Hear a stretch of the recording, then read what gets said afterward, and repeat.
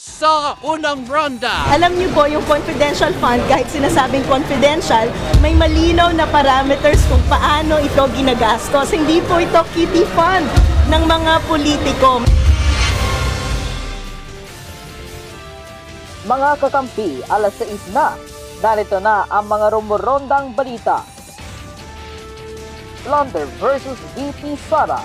Vice President Sara Duterte sinampahan ng katiwalian at pandarambong kaugnay sa confidential fund.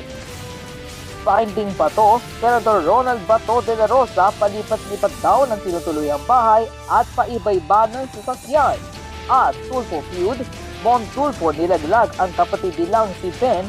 Ayaw daw nila sa political dynasty kaya pinagdasal niyang matalo sa pagkasenador si Ginoong Vitas.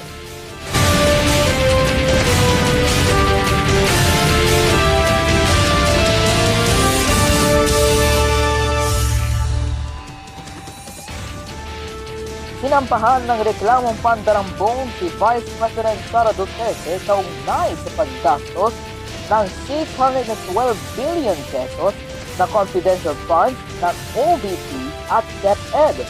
Live mula sa Quezon City nakaronda si Rosamy Villarta. So, Rosamy, ano ang basihan ng sinampang reklamo laban sa BC? Mills, ayon nga dito sa mga complainant na mga civil society leaders, meron umanong modus itong OVP dito sa manumalyang confidential funds, no?